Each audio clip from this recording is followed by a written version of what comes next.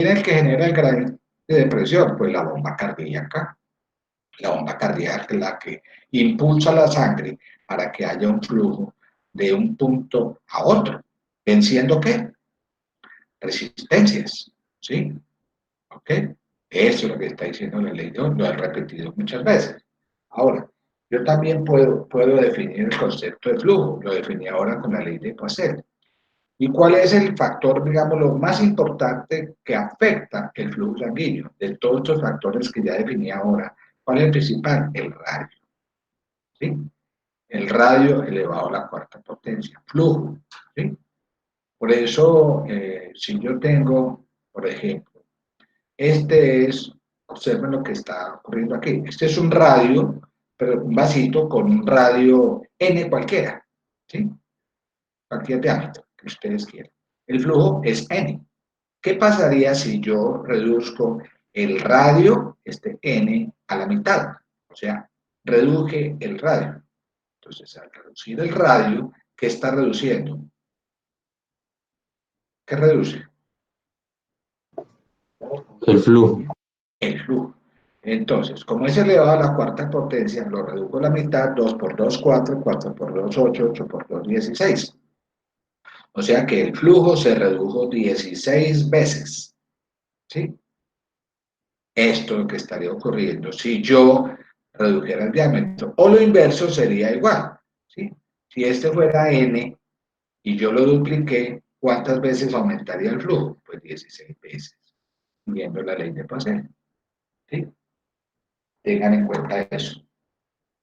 Ahora bien, ese flujo sanguíneo total, esos 6 litros por minuto, es igual para todos los órganos, ¿sí?, de nuestro organismo. No, el flujo sanguíneo se reparte dependiendo sobre todo de las necesidades metabólicas de cada órgano, ¿sí?, y de las necesidades fisiológicas de cada órgano. Por eso el flujo sanguíneo es desigual, ¿sí? No es lo mismo repartir esos 6 litros a la circulación cutánea, a los riñones, al corazón, al cerebro. Cada uno recibe un porcentaje, ¿sí? Si sumamos esto, creo que nos da un 100%. O sea, si sumamos estos valores, nos daría aproximadamente 6 litros. Quiere decir que si miramos órganos importantes como es el cerebro, el área hepatoesplénica, los riñones, etcétera, músculo esquelético, son áreas con alto flujo sanguíneo. De estas, como ejemplo, ¿cuál es el área que recibe mayor flujo sanguíneo?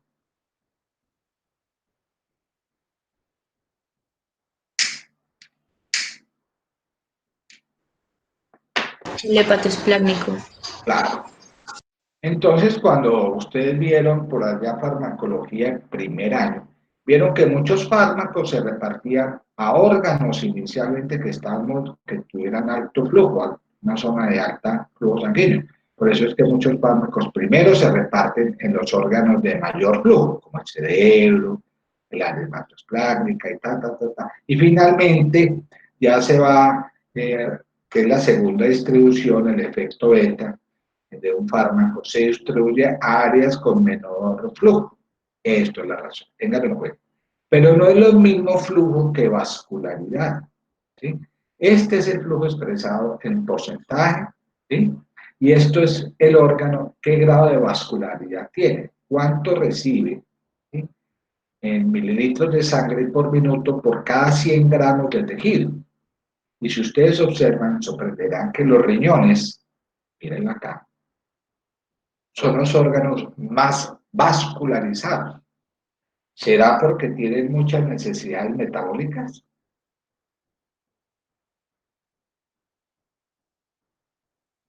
La respuesta es no.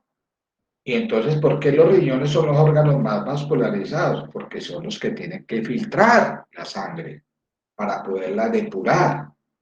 De ahí entonces que los riñones son uno, a pesar que tienen un 2% de su peso corporal total, son órganos, los órganos más vascularizados. No se les olvide eso. Ahora, dirán, por el hecho de ser más vascularizados, son los que más sacan sangre, más sacan oxígeno. Pues no, miren ustedes, los riñones, este es el contenido arteriovenoso, esto me está reflejando qué cantidad de extracción de oxígeno tienen. Y miren que los riñones tienen una tasa de extracción de oxígeno, un contenido arteriovenoso muy bajo, pese a que son órganos muy ¿qué? Muy vascularizados. Y esto es debido no a que tengan mucho metabolismo, sino, o sea, no gastan de energía tanta oxígeno, sino que por su función de filtración, esa es la razón. Y miren ustedes que hay órganos que, como miren aquí, el corazón, que tienen una tasa de extracción de oxígeno muy elevada, ¿sí? 11 mililitros por cada 100 mililitros de sangre. Miren este, ¿sí? Corazones de los que tienen una vascularidad promedio de unos 80 mililitros por cada 100 gramos de tejido, ¿sí? Esas son más o menos las diferencias entre concepto de flujo y vascularidad. Ahora, ¿a qué velocidad va la sangre? ¿Sí? ¿Cómo se desplaza la sangre en unidad de tiempo? ¿Cierto? Habíamos dicho desde fisiología respiratoria que la velocidad es igual, en este caso velocidad de flujo sanguíneo, ya no de flujo de aire. Depende directamente del flujo sanguíneo, que sería Q, 100 mililitros por minuto, por dividido en el área de sección transversal. ¿Cuál de los vasos sanguíneos, cuál de los distintos vasos sanguíneos tienen un área de sección transversal mucho mayor?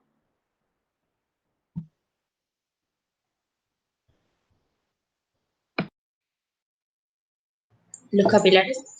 Correcto. Quiere decir que en los capilares la velocidad media del flujo es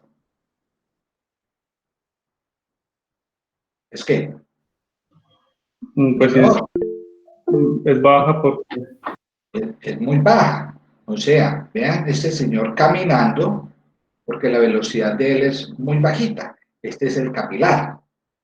Compárelo con la aorta, donde la velocidad del flujo de la aorta es 1000 veces mayor que este. ¿Sí? Y esto está dado por la naturaleza fisiológica. ¿Por qué se necesita que en los capilares la velocidad de flujo sea mucho menor?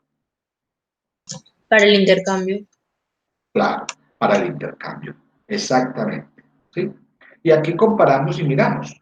Mire que el área de la aorta es de 2,5 centímetros, mientras que el capilar es 2.500. ¿Sí? Entonces, si miramos esta relación de velocidad de flujo, entonces sería Q, 5.000 centímetros cúbicos, o sea, la sangre, el flujo, por minuto. Y lo dimos en este 2,5 y este 2.500, este me daría 2.000 centímetros minuto, o sea, 33 centímetros por segundo. ¿Sí? O sea, 333 milímetros por segundo en la aorta. Y si hacemos esta relación, esto nos daría 0,33 milímetros. Y comparen esto con esto, la relación entre este y este daría ¿cuánto? 1000. Quiere decir que la velocidad de la sangre en la aorta viaja a una velocidad de 333 milímetros por segundo, mientras que los capilares serían 0,33, ¿sí? O 0,3 milímetros por segundo, ¿sí? Es muy baja, la relación es 1000 a 1, ¿sí? Esta es la velocidad, ¿sí? En los capilares, cómo se reduce en comparación con la velocidad de grandes vasos, ¿sí?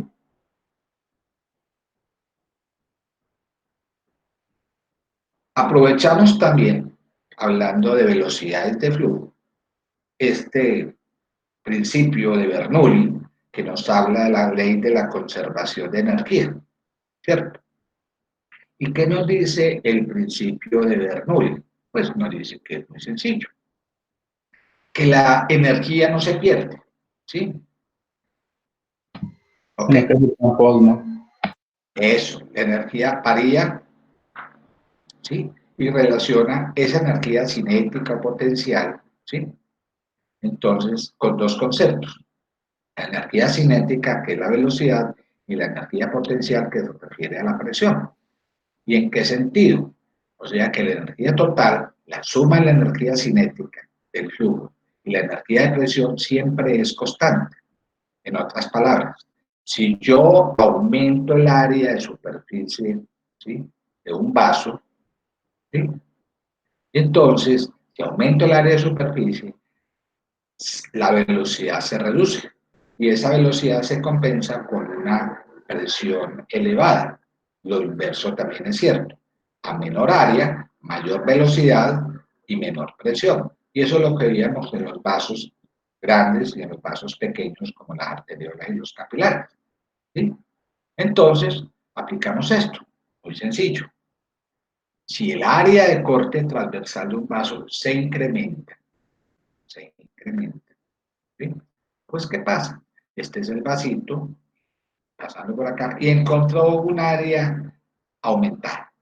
Le puedo dar un ejemplo fisiopatológico.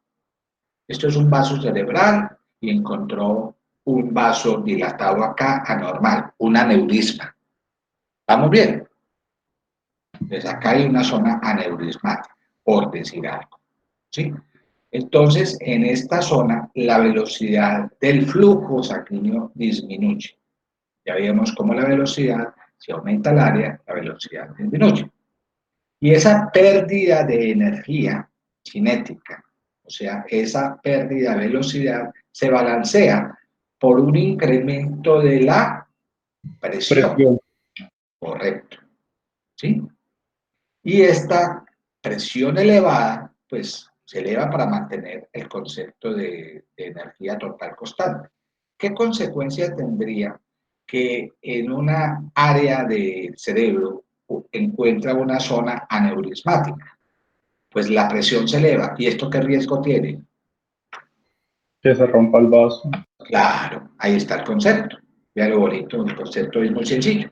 Entonces, algún día el doctor García en su cuidado intensivo le va a decir, explíqueme una de las razones, porque hay varias, por qué un vaso aneurismático se revienta. Y una de las razones es el principio de Bernoulli. ¿Sí? ¿Ok? Muy bien. ¿Qué pasa si ocurre lo contrario? ¿Sí? Aquí. Este es el vasito y encuentra una zona con un área transversal mucho menor. Pues vamos a poner un ejemplo. Pensemos que este es un vaso carotídeo, de la carótida, ¿sí? Bien. Y aquí, en esta zona que está obstruyendo, hay una placa de ateromatosis, un ateroma, ¿de acuerdo? Aquí, en esta área. Entonces, uno ve que cuando el vaso va por la arteria carótida, encuentra la placa, la velocidad de flujo aumenta, es decir, la velocidad del flujo aumenta. Y entonces esa pérdida de energía cinética por una velocidad debe ser balanceada por una ¿qué? Una reducción de la Presión. presión. ¿Esto tendrá alguna observación clínica? Pues claro, resulta que esto cuando la velocidad aumenta, lo vamos a ver ahora y lo vimos por la fisiología respiratoria, que si esta velocidad aumenta, genera turbulencia. Y esa turbulencia genera flujos turbulentos. Y esos flujos turbulentos generan sonido. Y entonces cuando uno pone el estetoscopio en un área muy obstruida, como es esta área carótida, pues, por obstrucción de una carótida, va a escuchar un soplo. Esta es la razón. ¿Y por qué el soplo? Hombre, porque hubo un flujo turbulento. ¿Debido a qué? A que el vaso pasa con un fluido muy acelerado. Este también es el principio de la ecografía. Cuando se hace una ecografía y encuentran vasos ocluidos, encuentra el ecografista, el imaginólogo, mira que hay una diferencia entre velocidades de flujo entre este y este, aquí en una zona donde el flujo aumentó y generó turbulencia. Esa es la razón. ¿Sí? De ahí entonces que también hablamos de flujos. ¿Sí? Nosotros vamos a hablar de diferentes flujos. Cuando hablamos de flujos arteriales o venosos, vemos que en los grandes vasos, ¿sí?, en la medida que la sangre pasa, que sale de los ventrículos y pasa por los grandes vasos, arterias elásticas y de conducción, ¿sí? Este flujo de sangre, de presión de sangre, es oscilatoria y oscila de acuerdo al ciclo cardíaco, con presiones máximas y mínimas. Por eso genera un flujo pulsátil, ¿sí? Y en la medida que pasa por los arteriolas, ¿sí? Este flujo pulsátil, ¿sí? U oscilatorio va disminuyendo, o sea, se va amortiguando este flujo pulsátil, de manera que cuando ya llegue a lograr a los capilares, el flujo sea continuo, ¿sí? Y entonces, ¿quién fue el encargado de convertir este flujo pulsátil en flujo continuo? Pues un vaso que ya habíamos analizado nosotros, que eran las arteriolas. Las arteriolas son las encargadas de convertir ese flujo intermitente pulsátil en un flujo continuo.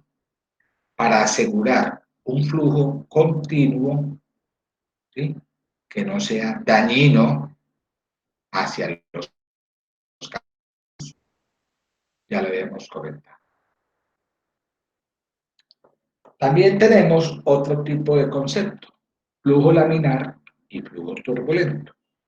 Vea lo bonito del flujo laminar acá, cómo va formando una parabólica, donde la velocidad de los flujos varía de acuerdo a la distancia que hay entre las capas, siendo el flujo mayor, ¿sí?, en el centro y un flujo menor en las zonas laterales, mientras que este es un flujo turbulento donde se pierden estos cilindros concéntricos que se formarían en el flujo laminar. Aquí las moléculas colisionan unas con otras, se pierde esa parabólica, de perfil parabólico que hemos nombrado del flujo laminar. Por eso un flujo laminar es un flujo donde las partículas de ese fluido siguen trayectorias, ¿sí? Trayectorias que nosotros llamamos laminares, que tienen un perfil parabólico, parabólico. Quiere decir que la velocidad de las partículas crece de las paredes del vaso hacia el centro, ¿sí? O sea que cuando el flujo es laminar, la sangre se mueve y se dispone en anillos que nosotros llamamos concéntricos, ¿sí? En donde esas partículas circulan con lentitud, pues van a circular en las zonas donde están más cercanas a las paredes y en donde esas partículas circulan con rapidez en el centro, ¿sí? O sea, los cilindros periféricos cercanos a la pared se mueven a una velocidad muy lenta, mientras que los que están en el centro se mueven a una velocidad mayor. Eso es lo que llamamos un flujo laminar, explicado por este fenómeno que ya habíamos comentado, ¿cierto? Donde la velocidad aquí es mayor y la fuerza de fricción, de viscosidad, es menor, ¿sí? Por esto es un vaso que tiene un flujo laminar, ¿sí? Según el principio de Bernoulli, los flujos laminares encontraríamos cuando el área de superficie de un vaso aumentó porque la velocidad de flujo se redujo, ¿sí? Tiene una velocidad distinta, bajó la velocidad, ¿sí? Y esa velocidad de flujo determina, ¿sí?, que los flujos sean laminares, ¿sí? Entonces, esto explica por qué hay un fenómeno de autorregulación llamado el fenómeno de, perdóneme, yo no lo sé pronunciar, lo sabe pronunciar la mamá de este señor, Scherzenmayer. He tratado, si lo busca uno en Google, sí lo pronuncia, pero es una pronunciación más alemana o más rara por ahí en el otro lado. Miren cómo se escribe. Importante. Y esto es debido a que cuando existe mucho estrés de rozamiento, ¿sí?, cuando las paredes se acercan entre sí, porque el vaso está constreñido, y entonces esa fricción de estrésamiento que hay en el vaso, este es el vaso, esta es la célula endotelial. Entonces, la célula endotelial capta esa fricción de estrésamiento y por algunos efectos lo que hace finalmente es liberar sustancias vasodilatadoras, óxido nítrico, ¿sí? Prostaciclina, que ya sea por la actividad de la guaniciclasa o adeniciclasa, o sea, AMP cíclico o GMP cíclico, pues inducen vasodilatación. Y al vasodilatar, pues reduce ese estrés de rozamiento, ¿sí? Y entonces, esto es lo que ocurre cuando hay un flujo laminar y se quiera reducir esa fuerza de rozamiento entre ellas.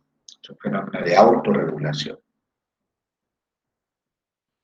El flujo turbulento, ¿ocurre dónde? Pues los flujos turbulentos ocurren cuando las velocidades de flujo aumentan, ¿cierto? ¿Y cuándo aumentan las velocidades de flujo? Cuando el área de sección se reduce, ¿sí?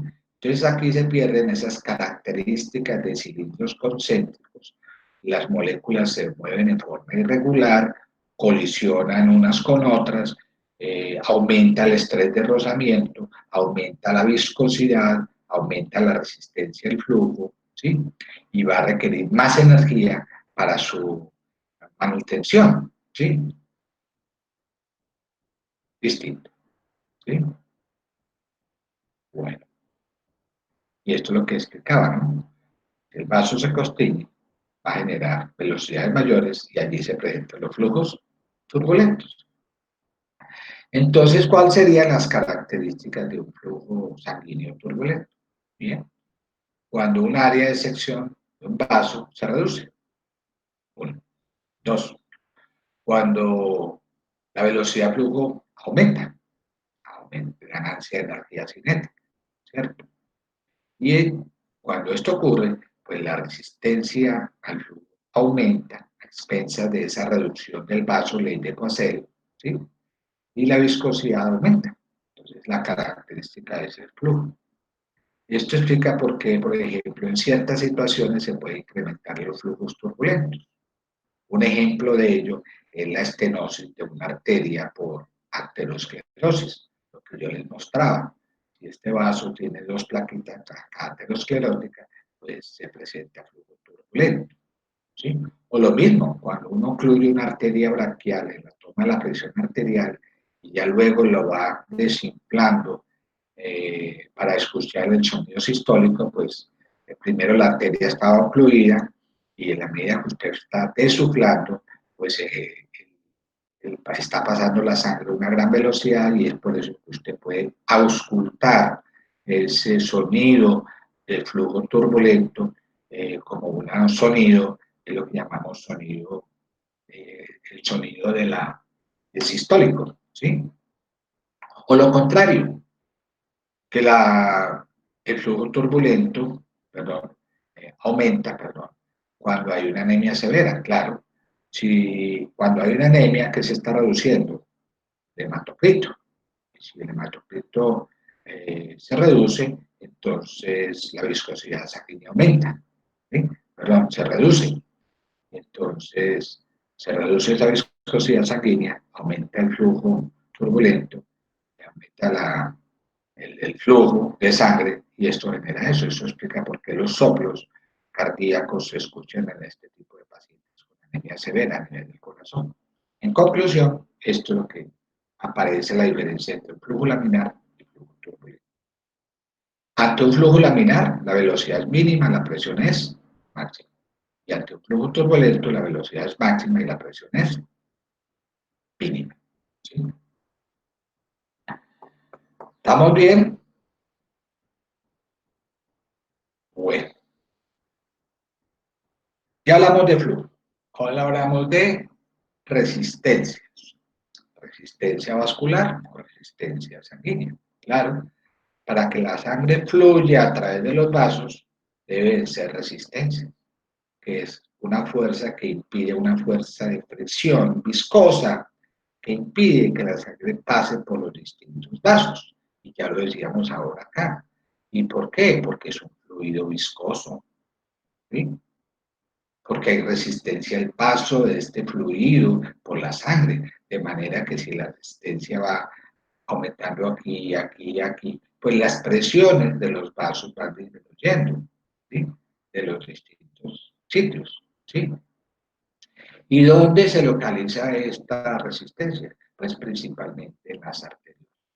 Estos son los vasos más importantes, por eso se llaman vasos de ¿qué? De resistencia, las arteriolas, ¿sí? Ellas contribuyen en gran parte a esa resistencia vascular sistémica, un 60%. Y nosotros podemos expresar esas unidades de resistencia. Ya le hemos hablado de ella, diciendo que la resistencia periférica es 10 veces mayor que la resistencia vascular al pulmón. La resistencia vascular al pulmón. Esta es de 1 milímetro de mercurio por mililitro por segundo, mientras que la resistencia, la unidad de resistencia vascular es de 0,1. ¿Sí? Que la resistencia vascular periférica es mucho mayor que la resistencia vascular. ¿Y qué factores van a determinar esa resistencia al flujo? Pues lógico, el diámetro del vaso, muy importante. Dos, el cociente media luz, ¿sí? El hidrance vascular que llaman, ¿sí? De todos los vasos, el que ofrece más resistencia son las arteriolas, porque tienen mayor cociente media luz, ¿sí? Y la viscosidad sanguínea, digamos que en la medida que la viscosidad sanguínea aumentaba, aumentaba la resistencia. Entonces, esta es una gráfica que está hablando de flujo en relación a la resistencia, ¿sí? Y esto nos lo está diciendo en base a qué? A la ley de Poiseuille, vean aquí. Y la ley de Poiseuille nos está diciendo que la resistencia es inversamente proporcional al radio elevado a la cuarta potencia.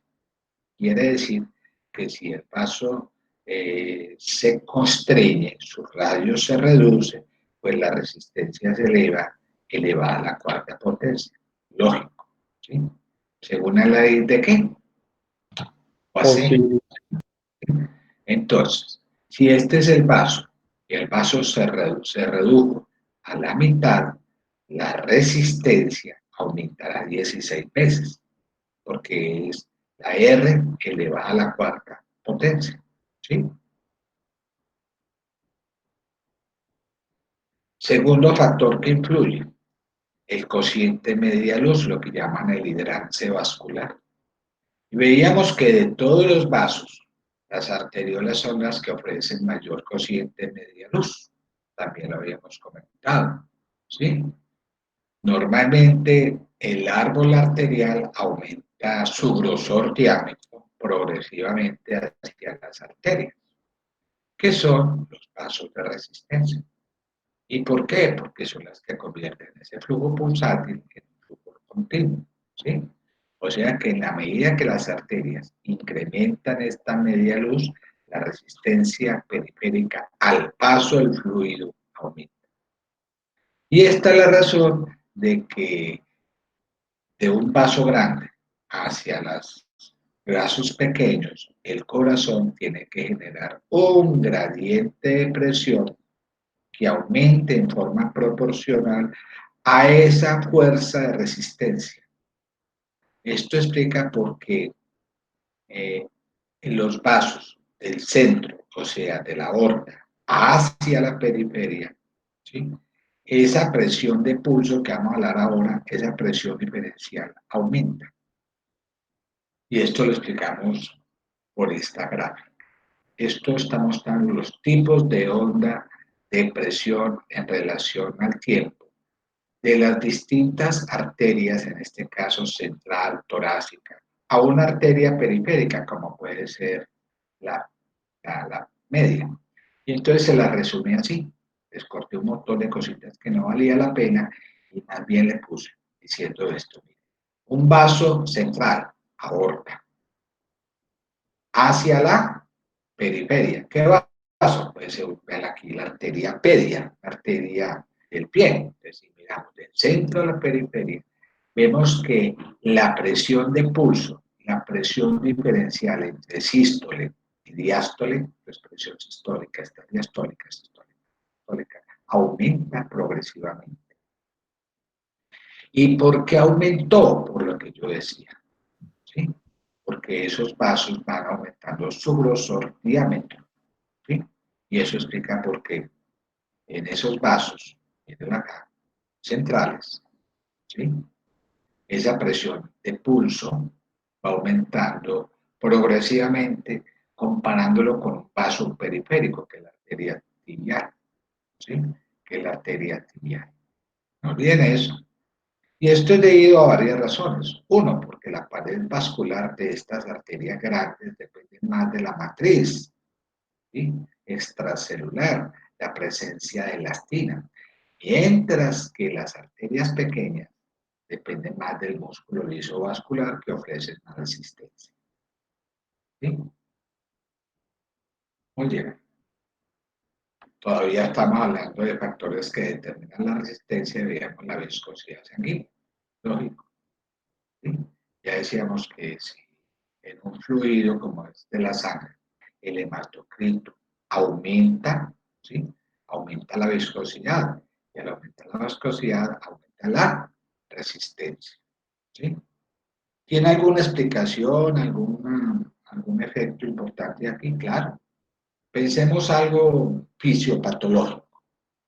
Pensemos en un paciente que tiene un EPOC, ¿cierto? Y el EPOC sufre de hipoxemia, ¿de acuerdo? Chicos, Sí, doctor.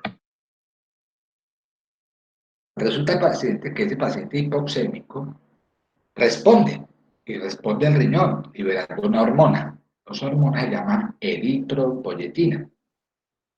La eritropoyetina es una hormona que coge la médula ósea y aumenta la producción de glóbulos rojos. Y al aumentar la producción de glóbulos rojos, se está aumentando la masa del eritrocito. O sea, está aumentando ¿qué? El hematocrito, ¿sí? En ese paciente con EPOC.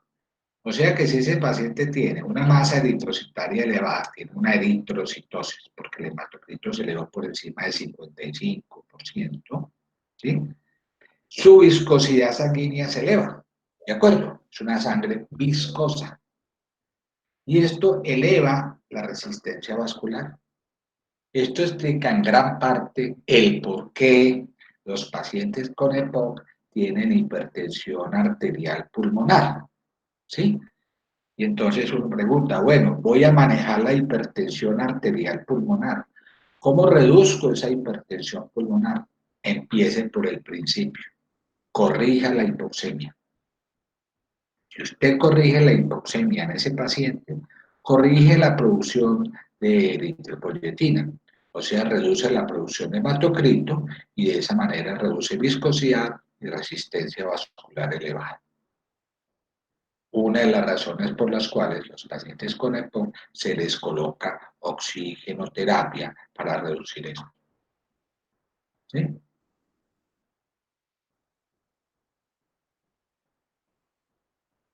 Una frase final de esta parte.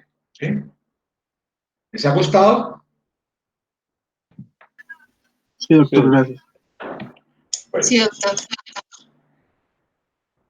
entonces nos queda por ver otro pedacito de una conferencia, ¿sí?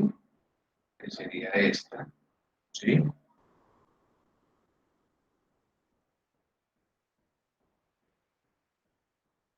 De la segunda parte, es una porción final de la circulación sistémica, ¿sí?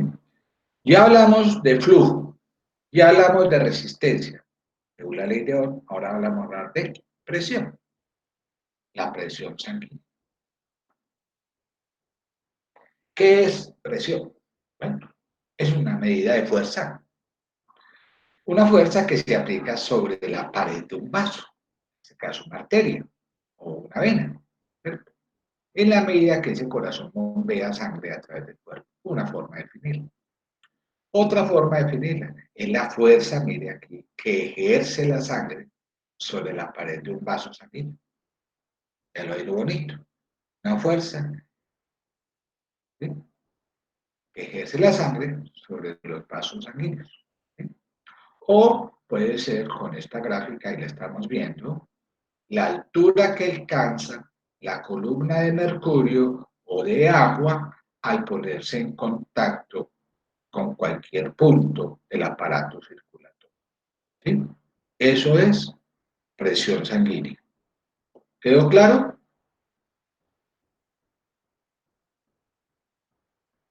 Sí, Distinta, doctor. distinta a la tensión. La tensión es una fuerza opuesta. La tensión es la fuerza que ejerce la pared del vaso en respuesta a esa presión que ejerce sobre la sangre.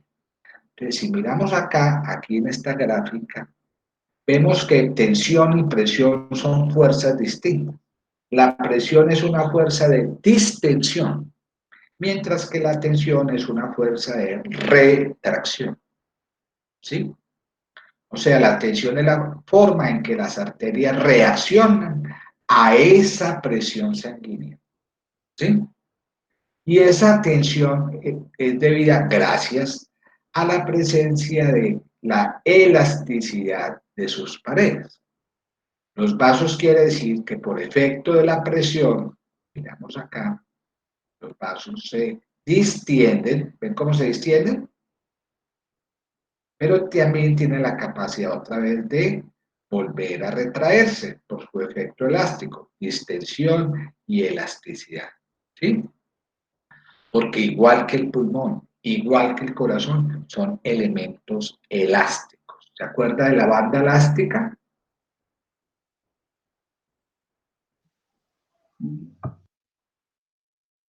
Bien, para hablar de unidades de presión, pues nosotros hemos hablado de muchas formas de presión. La presión se puede definir con la fuerza aplicada por área de superficie, es una forma de expresar. Por eso es que se puede expresar por tinas por centímetro cuadrado, ¿ven aquí fuerza sobre presión. O esta, que son las unidades TOR, milímetros de mercurio, centímetros de agua, o por los europeos que hablan en unidades kilopascales, y esta es la forma de convertirla. ¿Sí? Ahora, ¿cómo definir la presión? Pues miren, según la ley de la que estamos hablando. Si yo digo que la ley de Ohm me dice que el flujo es igual a gradiente de presión sobre resistencia, pues la presión va directamente relacionado con el flujo o el gasto cardíaco por la resistencia. ¿Sí? ¿Ok? Muy bien eso. Entonces, apliquemos esto. Esto es presión. Esta gráfica que me está mostrando, esta gráfica ahí, que es una fuerza de ¿qué? Distensión. Correcto. ¿Sí? O sea, es una fuerza, ¿sí?, que se produce en el sangre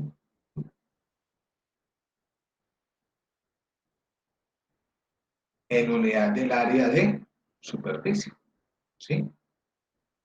Y esa presión sanguínea va disminuyendo en la medida que va pasando por todos los circuitos vasculares. Si miramos en el circuito sistémico, que es este, ¿sí?, entonces la presión primero es aquí alta y va disminuyendo hasta llegar acá, a las venas cavas, a una presión de 0, con una presión media, como lo ven aquí, de 100 a una presión de 0. O sea, va disminuyendo progresivamente. En otras palabras, a medida que la sangre fluye por este sistema circulatorio, la presión disminuye hasta 0 milímetros al final de la cava en la aurícula derecha. ¿Sí? ¿Ok? Resulta que a medida que la onda de presión arterial, que es la negrita que ustedes ven acá, tan, tan, tan, ¿sí?, corre hacia atrás, en sentido retrógrado, ¿sí?, otra onda, que ya vamos a ver ahora, que es la onda de reflejo. Es una onda procedente, que está por aquí, de los vasos de resistencia. ¿Sí? Y entre más se aleje del centro de la periferia, mayor va a ser el reflejo de estos vasos de resistencia. Eso explica por qué también la presión arterial, ¿sí? La presión arterial varía de centro a periferia. Pongamos el centro, el corazón. ¿Estamos bien? Alejémonos y tomémosle la presión en el brazo izquierdo. ¿Cuál será mayor? ¿La del brazo izquierdo o la del corazón? O sea, aorta o humeral del brazo izquierdo. Esto lo paso. ¿Cuál será? Entre más se aleje el corazón, mayor presión habrá. Entonces, el brazo izquierdo, la presión humeral del brazo izquierdo es mayor que la presión aorta. Y ahora comparemos la presión del brazo izquierdo con el derecho. ¿Quién está más alejado? El derecho. Por eso normalmente existe una diferencia de presión sistólica, ¿sí?, entre el brazo izquierdo y el brazo derecho, una presión que no pasa más de 10 o 20 milímetros. Ahora vamos a comparar las presiones de los miembros inferiores con los miembros superiores. ¿Quién se aleja más del corazón? Los inferiores.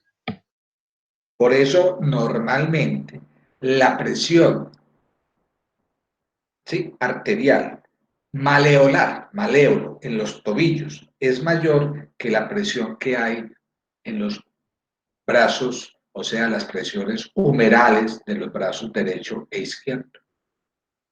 En otras palabras, la presión arterial dentro de las arterias periféricas de los brazos y las piernas son más altas que la presión en la aorta. Entre más se aleje, mayor.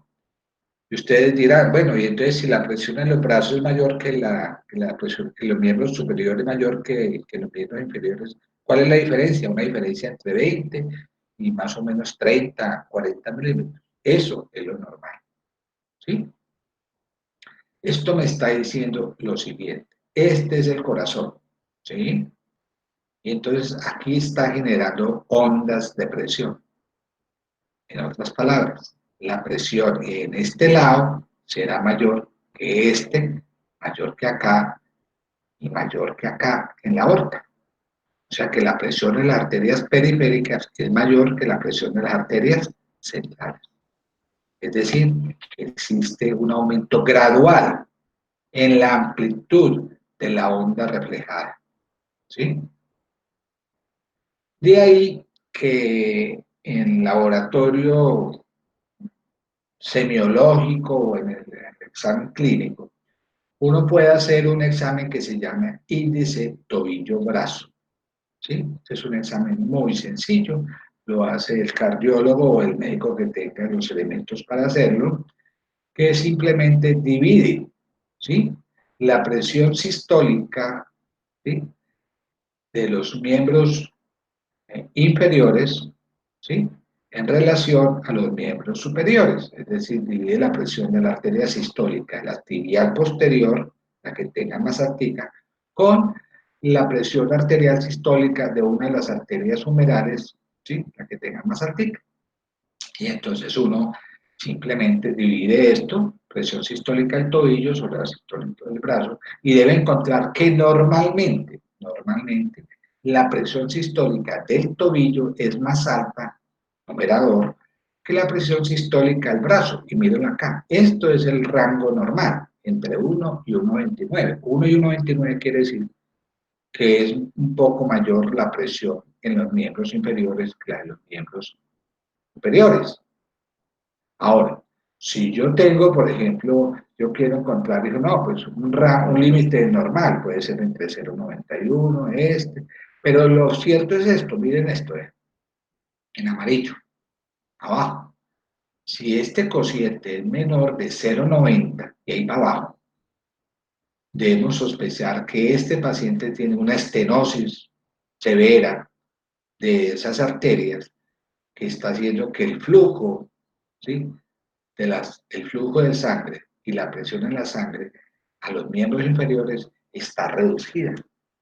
¿Sí? Esto es lo que vemos cuando hay una oclusión de una arteria por arteriosclerosis, etc. ¿Sí? Bueno.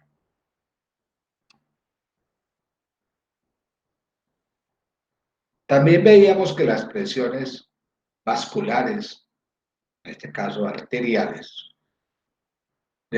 sistémicas son muy distintas a las presiones del, del circuito pulmonar. ¿Sí? Vemos que aquí tenemos una presión media arterial, presión aorta media de 100, ¿sí? De 100. Mientras que aquí la presión media puede ser 15. ¿Ya? Siempre las presiones sistémicas son mayores que las presiones del circuito pulmonar. Eso es un concepto que ya veíamos. ¿Sí? Hay varias leyes que pueden explicar los fenómenos de presión. Uno, no muy difícil de entender, es la ley de Pascal. ¿Sí? La ley de Pascal nos habla de presiones. Y este nos está definiendo que depende de varios factores: densidad, constante gravitacional, altura. ¿Sí? Lógico. Si yo pongo y paro un paciente, lo pongo en posición de bipedestación, pues voy a encontrar que la presión en los miembros inferiores, ¿sí? O sea, presión en el tobillo va a ser mucho mayor porque hay mayor altura, mayor, ¿sí? Y mayor constante de gravedad en los pies que en la cabeza o a nivel de los húmeros, ¿sí? Esto es un concepto sencillo. Esto lo aplicamos, por ejemplo, ahorita en presiones venosas. La ley de Laplace nos define muy bien el concepto de presión. Presión. ¿Sí? Y nos define muy bien el concepto de tensión, nos diferencia entre presión y tensión. ¿Sí? Y podríamos decir, en este concepto, que entre mayor sea el radio, ¿sí? Mayor sea el radio, ¿sí? Mayor del vaso, mayor será la tensión de la pared requerida para resistir una presión del fluido interno. En otras palabras, si el radio se reduce, la presión se eleva, etcétera, etcétera. Ley de Laplace. ¿Sí? Ya habíamos explicado esto de la tensión arterial, y esto nos está diciendo, en otras palabras, si el radio se reduce, perdón, si la presión se eleva, la tensión se eleva porque es proporcional. Entonces, ¿qué tiene que hacer? Pues reducir el radio para mantener esa tensión constante, siguiendo esa ley de tensión de Laplace. Eso explica por qué el mecanismo miogénico que voy a hablar en la próxima clase se presenta. Es decir, si a un vaso se le eleva la presión, ese vaso se constriñe, eleva su tensión para que esa tensión se mantenga constante y no afecte los órganos distales. Otra forma de expresar la presión, la ley de Ohm, ya lo decía, bueno, ¿sí? Otra forma de expresar la presión. Bueno, entonces, ¿qué tipos de presión tenemos? Cojamos esta, la presión venosa, ya la dijimos. Ya hemos hablado muchas veces de ella, que es la fuerza que la sangre ejerce cuando circula por las venas y que hay diferentes presiones, presiones periféricas y presión central. Si ustedes miran esta gráfica, ven que la presión periférica en promedio son de 7 milímetros, una presión muy bajita, comparada con la presión central que todavía es más bajita, lógico, porque debe haber un gradiente que fluya de la periferia hacia el corazón. Si no existiera ese gradiente de presión, la sangre no fluiría de la periferia hacia el corazón. En otras palabras, las presiones venosas son muy bajitas, pero existen diferencias entre los distintos sitios que estemos midiendo. No es lo mismo medir la presión periférica aquí que la presión en la vena cava superior, en la presión central o en la aurícula derecha. Y inclusive esta presión central varía con el ciclo respiratorio. ¿Y con qué más varía? Pues acuérdense la ley de Laplace que nombré ahorita. No es lo mismo la presión cuando un paciente está en bipedestación, ¿sí? Presión venosa. Ustedes observen acá, esto sería la aurícula derecha, esto sería la presión en la vena y esto sería en la cabecita.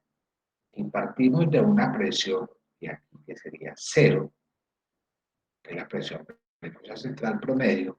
Aquí estaría, según la gravedad, la constante de gravedad de la altura, a mayor distancia, mayor gravedad, mayor altura, mayor presión. ¿Están de acuerdo? Perdón, doctor, ¿dijo que esa es la ley de Laplace o esa no es la otra, la Siguiendo la ley de Pascal. de Pascal? Sí. Sí, listo. Quiere decir que si esta es 0 y esta constante es más, va subiendo más. De aquí para arriba, ¿cuál sería? Menos, menos. Estando parado, ¿sí? Entonces yo pongo este paciente en posición de bipedestación y tomo la presión aquí en la vena y tomo la presión en distintos sitios. Mire la cabeza, cabeza. Entonces observen que aquí, partiendo de este punto, que sería la presión central, 0, en bipedestación, mire que si yo bajo, voy bajando, la presión aumenta, a tal punto que la presión maleolar se acerca a más 90 milímetros de mercurio, mientras que si yo lo tengo en bipedestación y tomo la presión en la cabeza hacia acá, es una presión menos, porque es una presión que tiende a vaciarse por efecto de gravedad hacia el corazón. En cambio, estas presiones que son positivas requieren una fuerza que impulse la sangre de este sitio hacia el corazón. Mírenlo aquí. ¿Qué efecto tiene la gravedad sobre la presión venosa? ¿Sí? Entonces observen que no es lo mismo medir la presión en un punto del cuerpo, aquí, aquí o acá. Es decir, aquí se elevan los pies, etc. Partiendo de una presión media venosa de milímetros de 0, mire que si yo subo, las presiones son menos. Y si voy bajando, la presión son más. Por eso la presión maleolar se acerca más o menos 80, más 90 milímetros. Es igual cuando el paciente está caminando.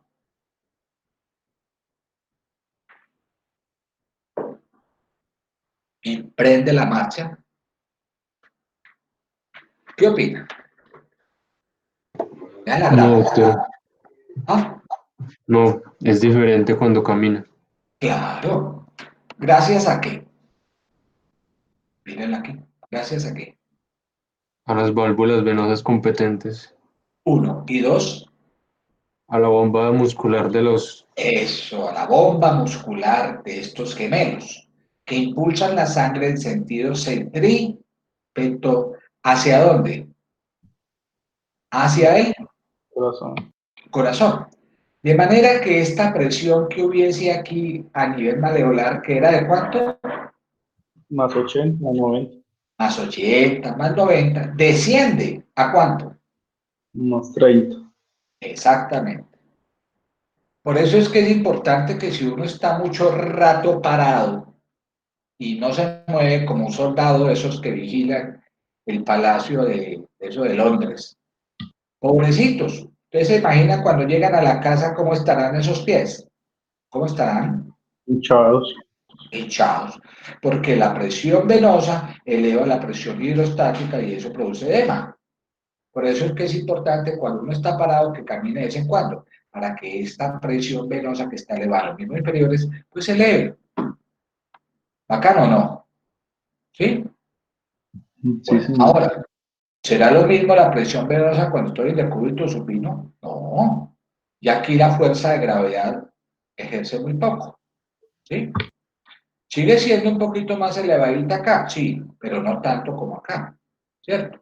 Y aquí, en la cabecita, pues también la presión no varía mucho. Por eso es que cuando uno va a medir la presión venosa, Cuando el paciente está en decúbito supino, lo eleva a 45 grados y ahí puede medir la presión venosa yugular, que es de más o menos unos 15 centímetros de agua o 15 milímetros de mercurio, que eso es lo normal.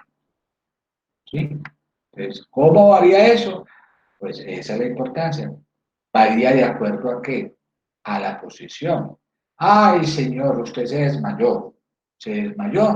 Entonces, llega uno y lo coloca en posición de qué? Me llama esta posición. Invertido. 3 de Leopard. ¿Y para qué? ¿Para qué estoy haciendo esto? Para aumentar el retorno venoso. Para aumentar las presiones acá, para que la sangre fluya de aquí hacia dónde? Hacia el corazón.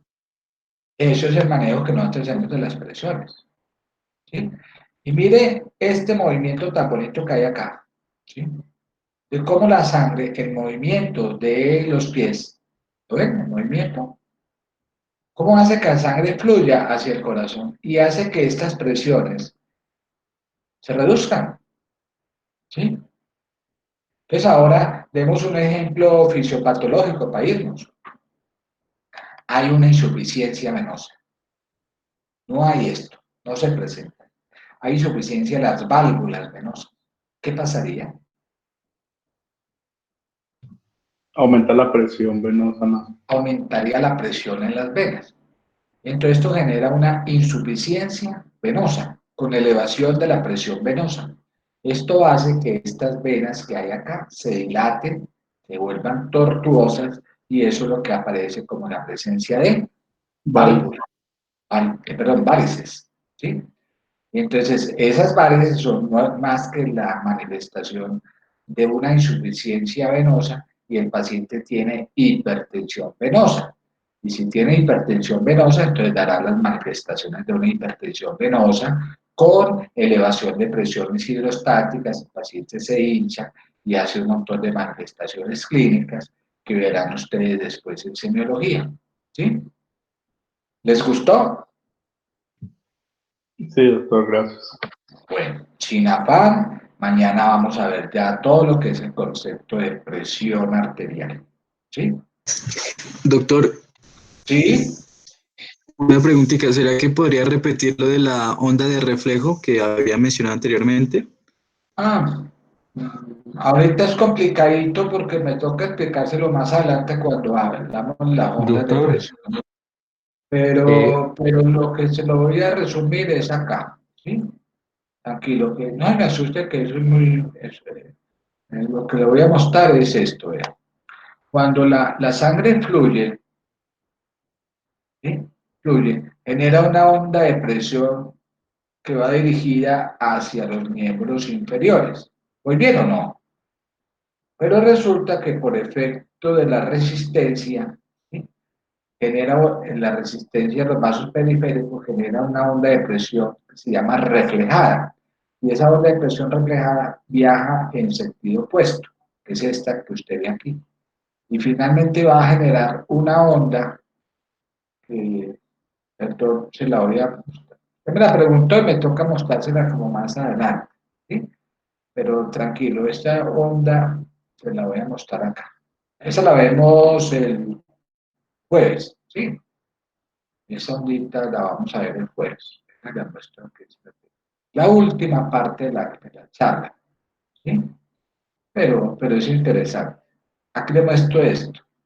Esto es una onda de presión y miren que aquí hay esta onda de presión es lo normal, esto es lo que uno registra en una onda de presión. ¿Sí? Entonces, esta onda de presión da uno, está dada por el reflejo de los vasos elásticos cuando viajan a la periferia, pero se registra una onda que ve aquí usted aquí, que es el reflejo de los vasos de resistencia. ¿Sí? Y se los voy a mostrar acá.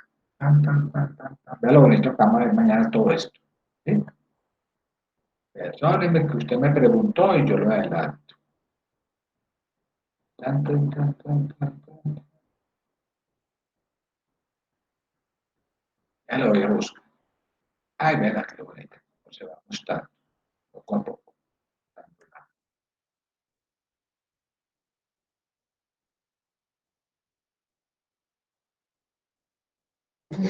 Doctor, o sea que el resultado de que la presión sea mayor en los miembros o en las regiones periféricas que en la región central es esa resistencia de los vasos periféricos. Sí, señor. Esa es una manifestación. Pero esto varía mucho de acuerdo a la edad, de acuerdo al grado de rigidez, de acuerdo a esto. Yo quiero mostrarle que existen unas ondas de presión, que son estas. Esta es una onda de presión, ¿sí? Entonces, la onda de presión va reflejada por muchos aspectos, ¿sí? Entonces, cuando vayamos allá a hablar de esa onda de presión, miren que la onda de presión tiene una onda que viene aquí, que es esta seguida, ¿sí?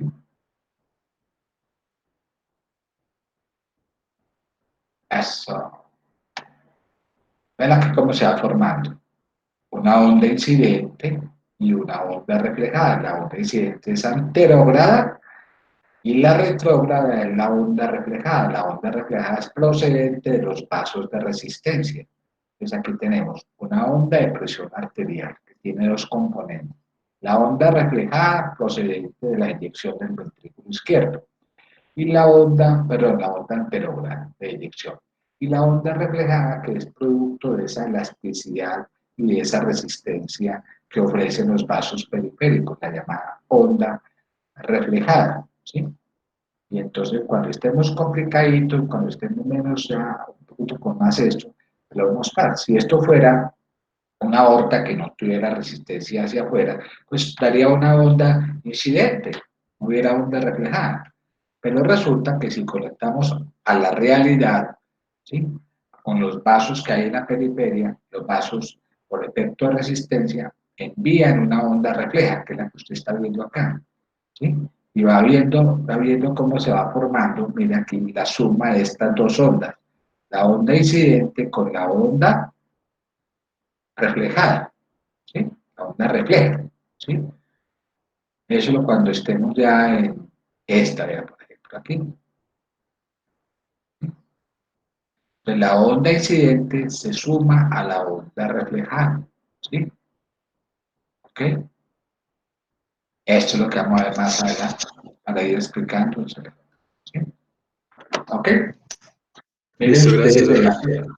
miren ustedes en la periferia, miren cómo se va sumando esta onda de pulso arterial. Y esta flechita está mostrando que la incisura de la onda que divide la incidente y la reflejada, pues varía de acuerdo al sitio donde nosotros estamos midiendo. Lógicamente que si entre más distal está, la onda reflejada va a ser menor, pero entre más se acerca a la aorta, la onda reflejada aumenta. Es la forma característica de esa imagen de onda reflejada, ¿sí? O sea que no te asustes, todavía no es el momento de verlo, pero pues después vamos a ver todo esto en la próxima clase, ¿sí? Eh, cómo varían esas ondas reflejadas de acuerdo a la edad, de acuerdo a la rigidez arterial, etcétera, ¿sí? De acuerdo a la frecuencia cardíaca y las velocidades de onda y todo lo demás, ¿sí? Bueno, Gracias, doctor. eso lo explicamos mañana, el jueves que tengamos clase. Bueno, muchas gracias, que Dios los bendiga. Gracias, doctor. ¿Te gustó la clase? ¿Todo bien?